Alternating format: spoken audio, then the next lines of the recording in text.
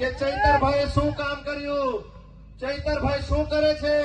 અરે ભાઈ, તમે તો 30-35 વર્ષથી સાંસદ છો. હમણાં આપણા જ આગેવાનોએ કીધું એમ કે જે સાંસદ આજે 30-35 વર્ષથી પોતાના ગામનો રસ્તો ના બનાવી શકતો હોય એ શું આપણા લોકોનું ભલું કરવાનો છે.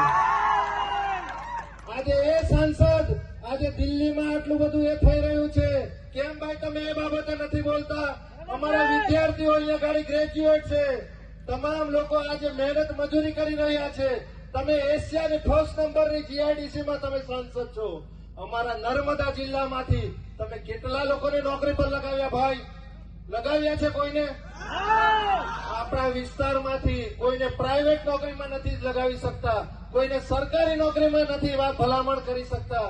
અને રાજ્યમાં મુખ્યમંત્રીને પત્ર લખે, દેશના વડાપ્રધાનને પ્રશ્ન લખે. અરે ભાઈ, તમારાથી આ તમારો જિલ્લાનો પ્રમુખ તો તમારાથી હચવાતો નથી. આ તમારા જિલ્લા પંચાયત જિલ્લાનો પ્રમુખ, એ તમે ધારાસભ્ય, તમે સાંસદ સભ્ય, તમારો આખો ટીમ આખો બધો કાફલો તમે ગાંધીનગર લઈ જાઓ છો, પણ તમારી પીપોળી તો કઈ વાગતી નથી. અને તમે પાછા આવ્યા છો અમારા ચૈતરભાઈને દબાવવા માટે. અને ડિબેટ કરવી હશે તો સાહેબ શાંતિથી થોડી રાહ જોજો.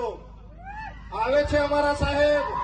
તમે કહેશો તે સ્થળ, તમે કહેશો તે સમય, તમે કહેશો તે જગ્યા, અને આવનારા દિવસોમાં તમારી સાથે ડિબેટ કરવા માટે પણ તૈયાર છે. પેલી કહેવત છે ને, લાગશે વાર પણ આવશે.